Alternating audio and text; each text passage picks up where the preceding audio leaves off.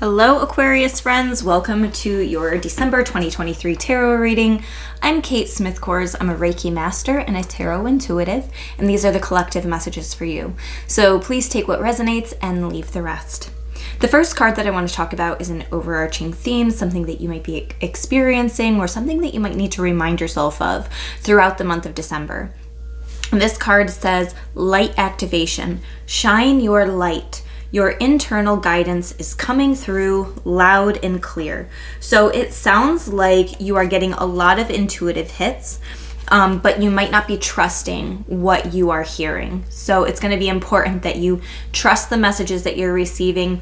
And I feel like some of the messages that you're getting are very, very loud and clear. I love this bright white color. Very angelic. Some of you could be seeing angel numbers. I'm actually seeing 222 and 1111, but could whatever angel numbers are resonating for you. The extended message of this card says, you are here to light up the world.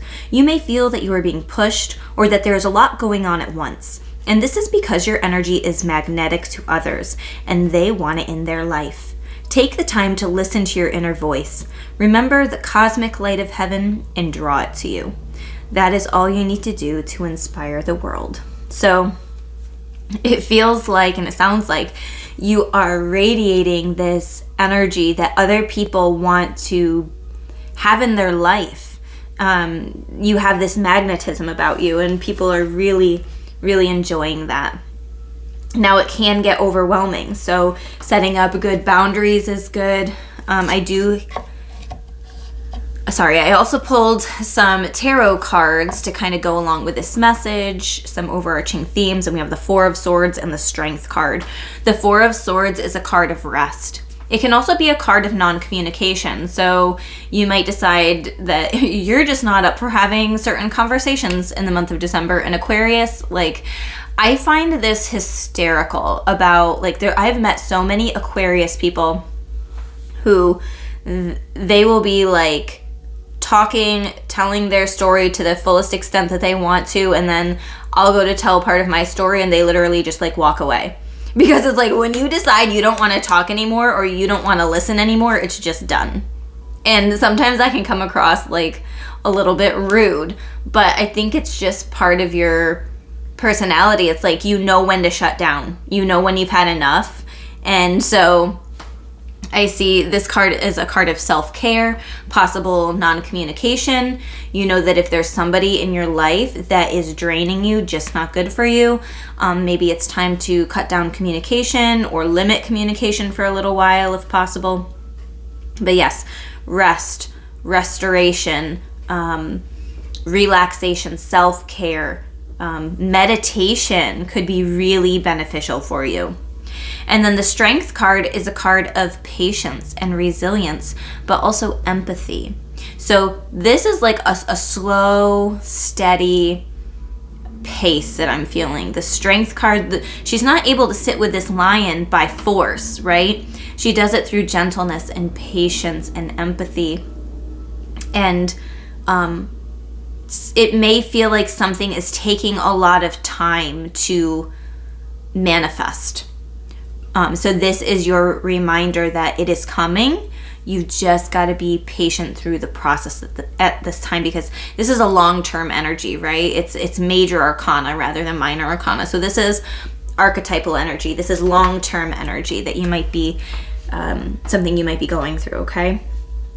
So I have another oracle card that I pulled for you, and it's number 11. So there's that angel number 11 that I was seeing. So it's sun. Paint the sun back into your sky. And this actually does. Feel a little bit like Aquarius energy. The sky is air energy for sure. But then it's sun card. And Strength card is a card of Leo. Leo's ruled by the sun. So there's something here that has to do with sun, S-U-N. But also it could be talking about a sun, S-O-N, if that makes sense for you. Or this could also be about the solar plexus area, could be about masculine energy. because the sun has a masculine energy feel to it. Maybe some of you are Leo moon or Leo rising. So there's many interpretations that could go along with this card. But this says, don't build a home that will come crumbling down if a single person walks out of the front door. When it comes down to it, we can't depend on other people to make us feel happy or fulfilled.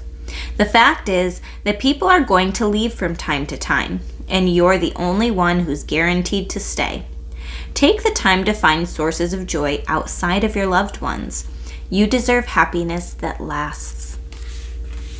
I love this card. I love this energy. And this is kind of giving me like a bluish lavender, maybe like a periwinkle feel, the ends of her hair. So maybe that like purpley color might be significant in some way. I mean, this is purple as well, so I don't know, there's something about the color purple. When I think of purple, I think of the crown and the third eye. So maybe it's something to do with that. I'm not quite sure. Okay, so now that was kind of, some lighter fluff messages, I'm going to pull from the Rebel deck, and these are a little bit harsher. So they do have swearing. Bear with me here. It says, don't believe every shitty thought you have. Thoughts can be sneaky, lying bastards. Yes, so there's some need to clear your head. There's some reason that you really need to clear your head. So like I said, maybe meditation or silence, sitting in silence, not allowing the thoughts to control you. I love journaling. I think journaling can be very therapeutic. That might be another representation of what the swords is. You're not speaking, but you are writing, okay? And then it says, fuck, shit is about to get real. You need your people around you. So I think that this is also about inviting in or accepting the people into your life that you really need the most at this time. And cutting out maybe the people that cause the chaos, that cause the shit is about to get real stuff, right? But this could also be representative of something really big coming into your life. So we'll keep that in mind. We'll keep that in mind as I'm pulling on this next topic. So I'm actually going to go into health, wealth, and love. So the first one that I'm going to pull on is health. We'll see if there's anything specific coming up with health. Nine of Swords. This is a card of anxiety, overthinking. So it says fear, anxiety, negativity, breaking point, despair, nightmares, and isolation. So yeah, this can be like, why is this happening to me? It can be getting into that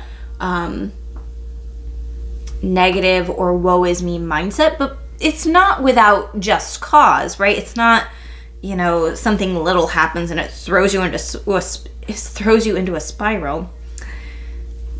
It feels like these are repeated things that have happened or things building up. But it does feel like a lot of mental, emotional stuff going on, okay? So as far as health goes, it feels like maybe it's more mental health. Yeah, because 10 of Swords coming out, this is one hit after another after another. It feels like a lot of stuff is piling up. So taking care of your mental health is going to be super important. The words up here, not everything is going to resonate, so don't let this freak you out. It's just some keywords that could potentially be the meaning of this card. And it says ruin, failure, bitterness, collapse, exhaustion, dead end, victimization, and betrayal. So the reason that I love the tarot so much is because it doesn't necessarily let us know anything that our soul doesn't already know, right? We kind of know a lot of what the cards are talking about, and sometimes they can be talking about things that we signed up for in our soul contract. And if it's something coming in that we don't like the energy of that the cards are talking about, then we can take steps to change the outcome, to change what's coming in, right? It's not like everything is set in stone. We can make choices to change our lives.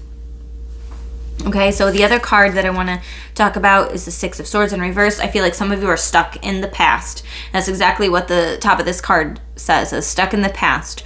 returning to trouble, running away from problems, trapped. So it's kind of like instead of dealing with the problems, facing the problems that are in your life, you're trying to run from them, okay? And that's not going to be good for you. You can't run away from this, and it's going to creep back up into your life. If you just try to stuff your emotions down, stuff these problems down, and try to just deal with them later, it's going to come through with like dis-ease within the body, illness, okay? So just watch out for that. There could be something with a sibling going on too, because we have the Six of Cups, or a childhood friend, something like that. Six of Cups is a gift. So somebody could be trying to give you something or gift you something, help you out. It says nostalgia, memories, familiarity, healing, comfort, sentimentality, and pleasure. Six of Cups, this could be somebody returning to your life or trying to return to your life. And this is somebody that you probably have cycled with in a past life as well. Okay, so they could be coming in, and I actually feel like they are here to help ease your anxiety over whatever this overwhelm is for you. The Magician card is a card of empowerment. It's about utilizing the tools in your toolbox, and a lot of the time we don't want to have to ask for help. We want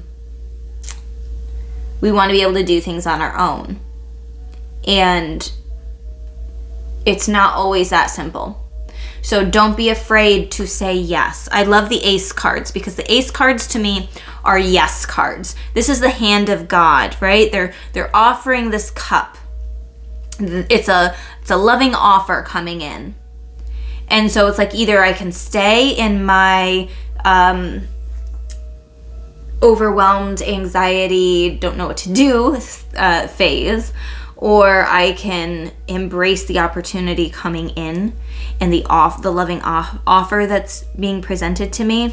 So I feel like this, if you're wondering if you should say yes, to me this is yes. And it's funny because I said the number 11 could possibly be standing out. This is a number 1 card. This is a number 1 card. 1, 1, 11 energy.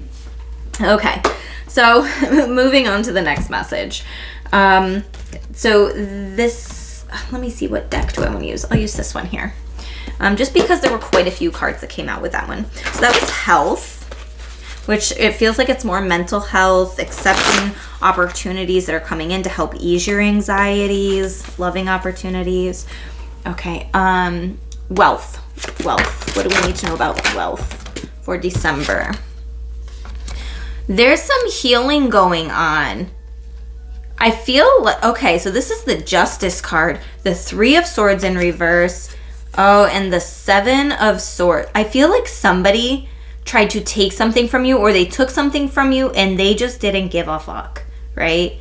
They didn't give a crap about how it made you feel. They were looking out for them. They were looking out for number 1.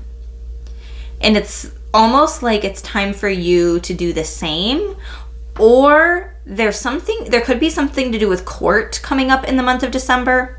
With that Justice card, you know, it's balancing the scales. It could also be karma, right? So whatever this person did that led to that heartbreak, so like I said, this is wealth. So maybe they took a family heirloom. Maybe they stole money from you.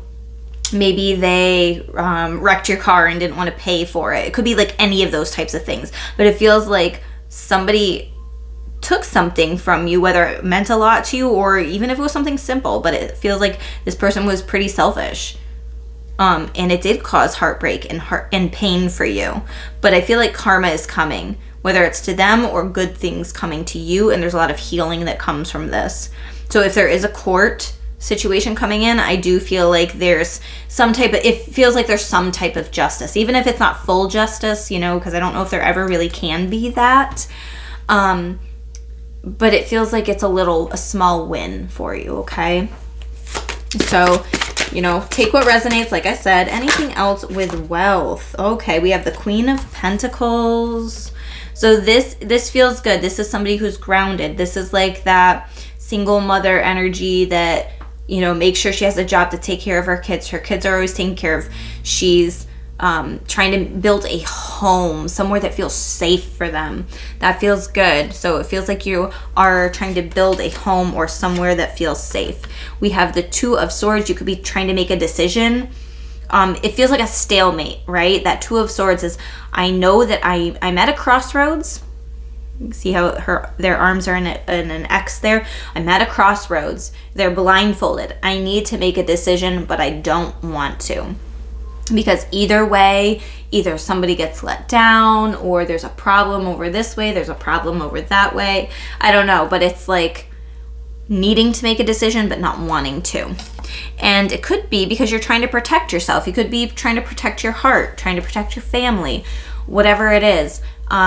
So maybe this could be a crossroads about a job. It's like, yeah, the job that I have now pays good and it pays the bills, but it's not fulfilling. And how long am I going to keep living my life in misery?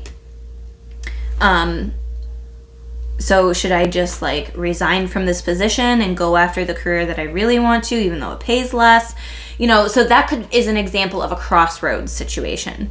Another crossroads situation is, I've done a lot of work to build this home and create this family and stability, but this home is not meeting our needs anymore, and we have a lot of memories here, and I don't want to take that away from the kids, but at the same time, I need to think logically that, you know, we need to expand, or we need to downsize even. Maybe you have more room than you need and it's costing you a lot more money. So there's some type of crossroads situation where you feel defensive. You feel like no matter what you do, you want to make the right choice for everybody, and you want to defend what you've worked so hard to build. Okay? So that's some stuff coming in for wealth or finances or career. And then what about love? It's coming in for love. Love for Aquarius. Ooh, that one flung right out of the camera. Eight of Pentacles. I don't know if you have a partner that works a lot, or if there's a relationship that you're specifically working on, but the Eight of Pentacles is a card of hard work and dedication and consistency. This is about needing somebody to show up consistently in your life. This could also be an indication that if you're looking for love, but you're overworking yourself, you need to balance that out. Because the Eight of Pentacles is somebody that is very consistent, or they're working a lot. Maybe they're more focused on their career than they are on love. So that could be an indication that some of you don't give a crap about the love situation. And the Knight of Swords and the Three of Swords. Some of you recently dealt with a heartbreak, and there's somebody trying to come in to be the knight in shining armor. That could even be the person that broke your heart. They could be trying to re-enter your life. The Knight of Swords is somebody that takes action. They run right in, but they don't always think about the consequences, right? This could be somebody who gets very mouthy, and they could be very cutting with their words at times. And I feel like this is somebody who doesn't necessarily always come at situations from a heartfelt space, and that can be hurting. That can hurt, right? But I also feel like they try to fix what they say afterwards, because they realize, oh shit, maybe I shouldn't have said that. So obviously that's only going to resonate for some of you. I love how in this Three of Swords card, there's a journal there.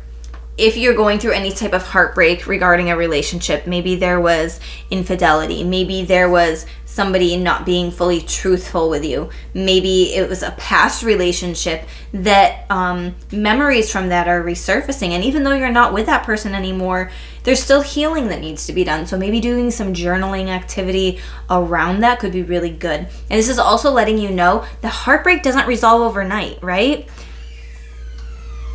Trying to heal from heartbreak takes a lot of hard work and consistency.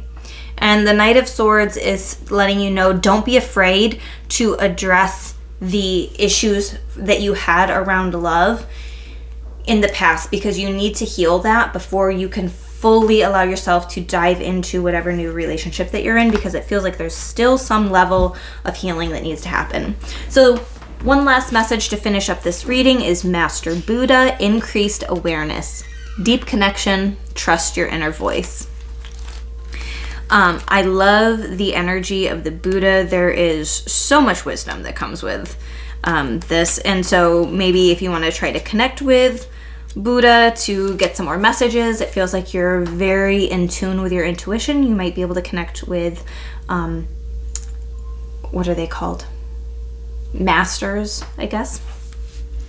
So the extended message of this card says, you are moving beyond the illusions that fear has created so that you can become more focused on your priorities and what is serving you on this path.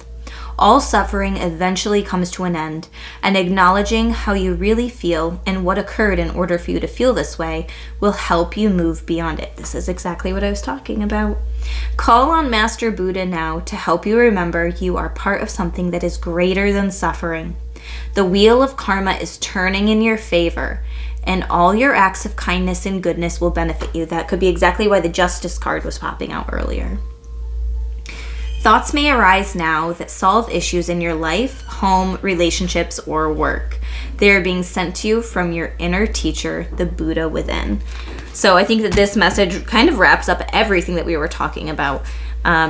So yeah, if you're looking for a personal reading, you can book on crystallizewithkate.com. Otherwise, I hope you have a beautiful month of December, and I will see you in another reading.